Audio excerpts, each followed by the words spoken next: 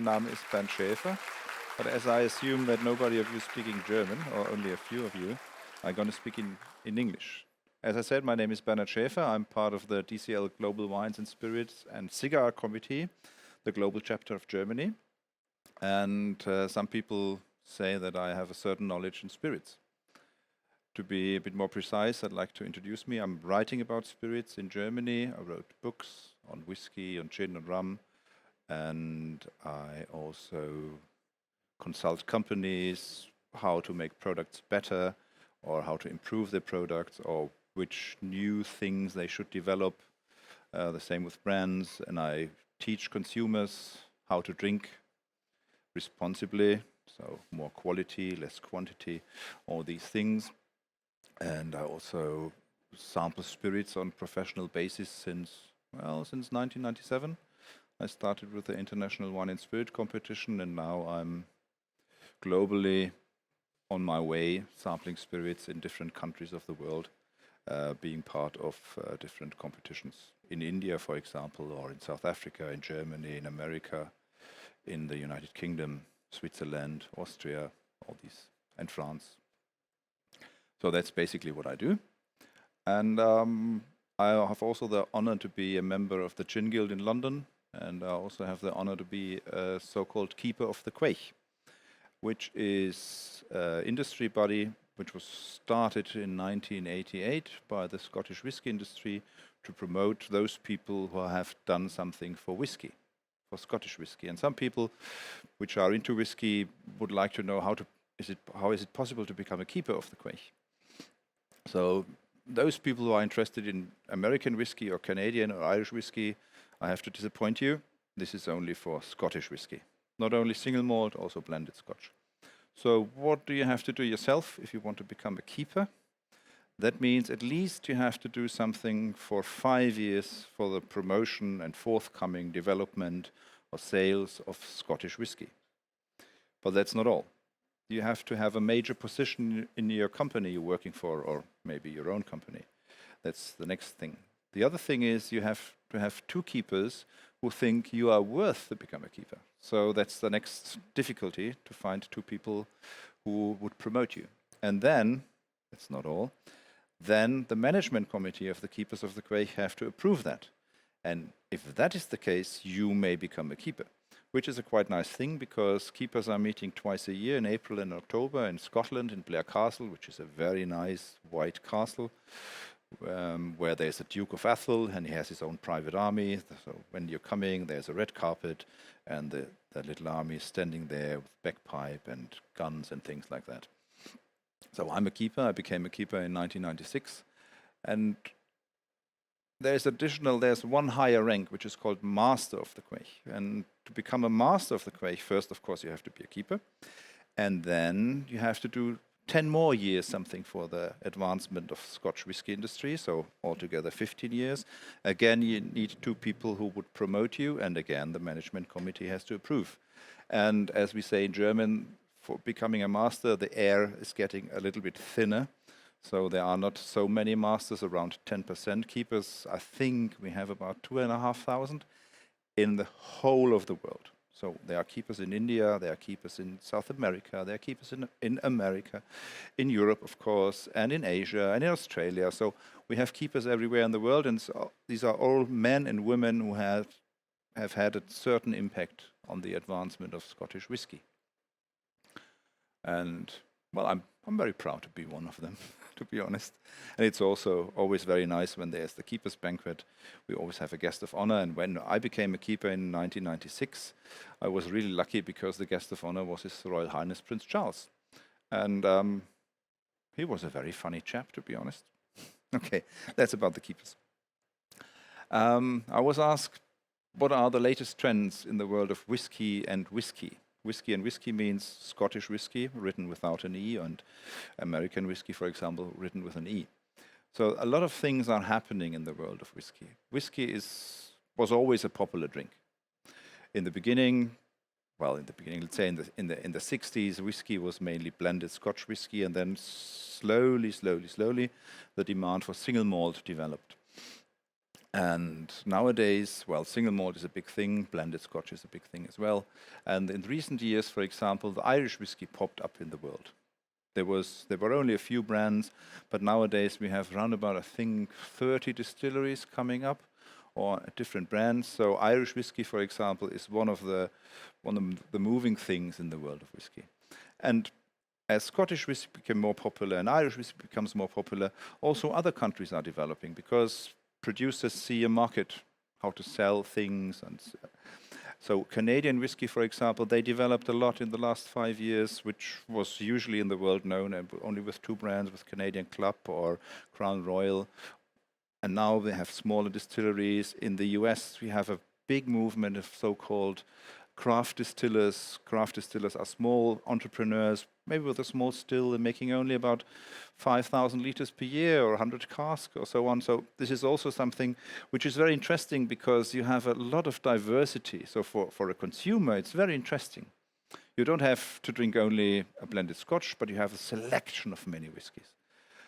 The next thing, which is a variety or a trend, is, of course, when newcomers in the market start, they want to be different than the established brands. So what do? They experiment. I mean, if you have an established brand like, let's say, Glenfiddich or Glenlivet, which are the two leaders in single malt whiskey from Scotland, of course, they have their brands. And the important thing is that, let's say you like a Glenlivet 12. And you go to in the shop, you buy a Glenlivet 12, and you do that the next year. Of course, you expect that this Glenlivet 12 tastes exactly like the one you bought a year before because you like it. With new distilleries coming up, they can be a bit more experimental. So what they do is, for example, they use other strains of yeast, or they use other strains of barley, or they have the malting process different, or they have different stills. Sometimes also big brands like, probably you're aware of a company called Glenmorangie, which is part of LMVH, and they recently just built additional parts in the distillery where they can experiment as well. So even some of the big companies now started to follow the trend that the smaller companies have paved in the years before. So the only problem is, let's stick with the Glenmorangie example. So they have new stills and they have varieties in how they can make the whiskey. The problem with whiskey is always you have to be patient, because a whiskey, by Scottish law, is only a whiskey when he has spent at least 3 years in a barrel of oak wood. And 3-year whiskey is quite young. So before we see results of all these experiments, usually you have to wait 5 years, sometimes better 10. So that's the thing. And that's also a big problem for producers, that you cannot, unlike gin, I mean, we can produce a gin today, wait a day, and fill it next day, and sell it at the end of the week. That's easy with gin. But with whiskey, we have to wait. So all these stuff, also many of those people in the distilleries who are actually making the whiskey will never see the finished product because they don't work there for 20 years or things like that. So that's something which is quite interesting in the world of whiskey, what's happening there. But we have to be patient to see the results. So, of course, many people know a lot of things about single malts, and many people also don't know a lot about single malts. So I'll just try to explain a few maybe minor known things. So then the first problem is, you buy an expensive bottle of whiskey and you want to keep it, and maybe you want to sell it a few years later. So how to store them? Store them upright, and some collectors also put something which is called parafilm on the bottle. The next thing is, you open the bottle. You want to drink it, because collecting is one thing, but basically whiskey is made to be enjoyed, to be drunken. So you open a bottle, and of course, when the bottle is open, the whiskey does not get better. So you have to drink it. Not in the next week or next month, so it takes some time. So don't you worry about that. But it doesn't make sense if you have, let's say, 500 bottles and all of them are open. So for example, I have around about 100 bottles open at home. That's it. So the next thing about single malt is, of course, many people are going just for the big brands they can buy in the travel retail store, or which are very expensive. And often they are very good, but being expensive does not always mean, or being a prominent brand does not always mean this is good. This is the only good thing. Let's put it like this. So there are also smaller brands which produce whiskey for many years. One thing which comes into my mind always, because it's a family-run business, is Glenfarclas from the Speyside area, where you have really very classical, nice Speyside whiskies.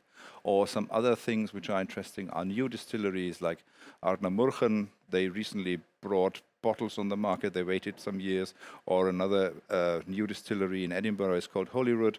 They don't have products on the market. What they at the moment sell is barrels, which you can buy barrels there, and you have to wait 10 years before you cannot drink it.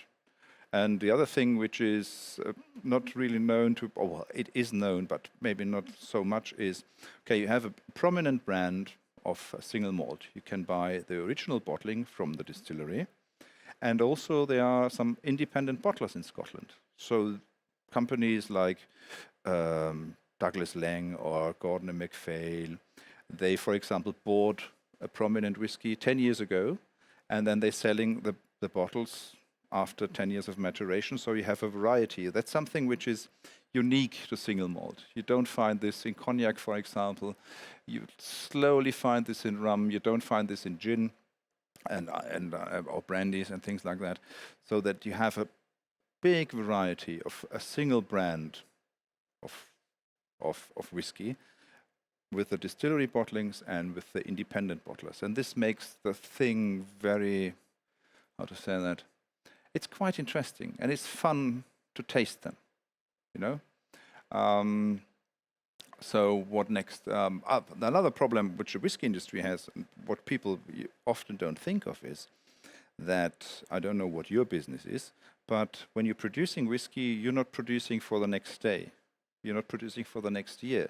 You're not producing for the next 5 years. Usually you have a time horizon of 10 to 15 years. So what you produce today will be probably sold in 10 or 15 years, which makes it very complicated, because you have to anticipate what is happening in 10 years. Now, just yourself, and you're sitting on the other side of the camera at the moment, just go back 15 years, and what have you expected from yourself, what will happen now, 15 years ago? And this makes whiskey very complicated. And sometimes people have the problem, or sometimes companies have the problem, that they have a product on the market and they don't have enough because it's loved by consumers and they drink more and they don't have enough. So this is also a little trick or a little problem they have in the whiskey industry. Okay, what else can I say? Well, what we have in the whiskey industry, which is quite interesting, for consumers or for collectors and those people who want to buy it and resell it, is that you have limited editions of whiskey. So let's go for a standard brand like, let's say, Glenfiddich 12-year-old. It's the standard brand of W.M. Grant, so this is always available. But when you go to the distillery, they have different varieties of Glenfiddich bottles which are sold only in the distillery. And they're also limited because they just fill one barrel or one cask. And that means from one cask there are probably 200 bottles or 300, 350 bottles, or if it's a sherry barrel, then probably a sherry cask, then it's probably 500 bottles, but that's all. So if you want this, unfortunately, in most cases, you have to go there. Some also do send them overseas, but some special things you have to be at the distillery and buy it, which is fun, of course, because it's much more fun to buy a whiskey bottle in the distillery than in the supermarket next corner. And what some distilleries also are doing is that they have little barrels there. So you can to buy the whiskey, you get a bottle, you put it out of the barrel, you sign in a visitor's book, and the bottle is signed maybe by the master distiller or by the distillery manager. So you have a really special collector's item. Also something, how to say that?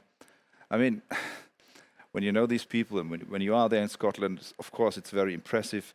And then you have a precious thing.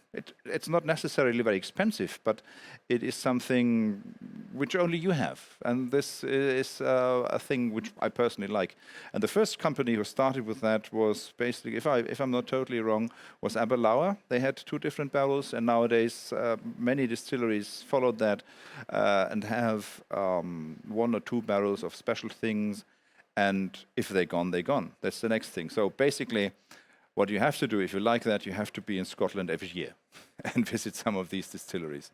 What you then can do is, of course, auction them away or drink them, which I would recommend, not to auction too much things, and or have a collection and also have them in your cupboard and see, I've been in Scotland in this distillery in 2010 and in 2012 or 2020, and then you plan maybe I'll go to Scotland again in 2022 to buy the new stuff. But as I said, you have to be there. That's the important thing. And it's also fun. And you learn something, of course. And to some misbeliefs, cuisine in Scotland is much better than people think in the United Kingdom. So you can have good food as well, and seafood and things like that. And as you see, I tested it myself. Okay, so what is important as well? I mean, if you're interested in whiskey, you always want to know what's happening next. Will there be a special edition in next year? So of course, it's difficult to anticipate, but some companies make regularly a new special edition, collector's items, for example. So whiskies which are specially designed to be collected. And what is also new is that, I mean, my first visit to Scotland was back in 1988. Probably some of you on the other side weren't on the world then. And I visited a few distilleries, not enough to my, how to say that? I didn't visit enough distilleries. But at that time, some distilleries offered a tour, and most distilleries didn't. So you just went there, knocked, hey, hello, I'm from Germany, I'm interested in whiskey, can I have a look around? And sometimes you were lucky, you had a distillery manager, and he said, yes, I have some time, show you around. This was, of course, very nice. But nowadays, the whiskey industry, they started to make a business out of it, which is an advantage. As I'm relatively known in this industry, when I come to a small distillery, probably I get a tour. When a stranger is coming, they say, no, we have to work here, no tour. And the industry has changed that. They have visitor centers and they offer tours for everyone, but you have to pay for it. And of course, there are now special tours where you can be there the whole day, you can help them with working, and you get a special bottling and so on. And what we can do with DLC, for example, is that we can offer special tours as well. Besides the one you pay for, sometimes there's also a side way, if you know the people, to get a bit more things. What else do we have? New distilleries we have. Another trend in the whiskey industry is not only single malt from Scotland, but because of this is growing, we have a lot of other distilleries in the rest of the world. Well, known countries like the US, like Canada, like Ireland and Japan, they're all developing. But we also have now new distilleries in Sweden, in Norway, in Germany, in Austria, in Switzerland, in India. Well, we produce whiskey for many, many years, but also some smaller malt whiskey distillers. So all over in the world, we have new distilleries. Another thing which is also only recent is, I mean, whiskey making is dominated by men still. But in this technical part where we have master blender, so those people who are really responsible at the end of the day, that a Johnny Walker, for example, a Johnny Walker Blue Label, always tastes like a Johnny Walker Blue Label, they're not different. More and more women are in this business. Johnny Walker Blue Label, for example, was created by a woman, by Maureen Robinson. And to stick with that company, since the beginning of the company, there were only male master blenders. And the actual is Dr. Jim Beveridge, and I'm a bit disappointed, maybe he sees that, just working for 40 years in this company, and you just go off now. No. So, but he will be successed by a woman.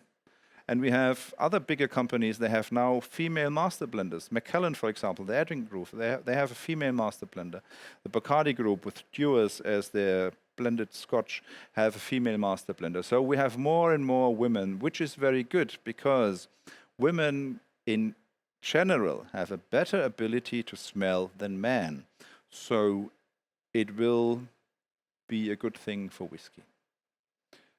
What else? Yeah. What I would probably like to say is that if you're interested in whiskey and gin and rum, of course, people can contact me. I can help you with developing a brand, or I can tell you this is tasting good, and this is tasting not so good, and this is probably better hidden away for everyone, or maybe you clean your windows with that, which happens sometimes, not with whiskey anymore, but with new coming spirits. The world of spirits is a very interesting thing. And maybe a last word, what I would like to say to those people who like to enjoy the stuff is, don't be afraid to experiment, and don't somebody else let you tell you how you have to do it. I mean, when we are sampling spirits for competition, there are certain rules and certain ways how we do it, but we're not there for enjoying them. We, at an average session, we have about 60 to 70 spirits. Of course, we all spit them out to be honest to the product. But when you're sitting in your lounge chair or on your yacht or whatever, and having fun with a product, and if you like to mix a 60-year-old single malt with Coca-Cola, it's your stuff. You can do whatever you want. It has to please yourself, and not your neighbor, and not somebody else. You are, in that case, the master of the universe, how to enjoy stuff. And that's it from me. Thank you very much.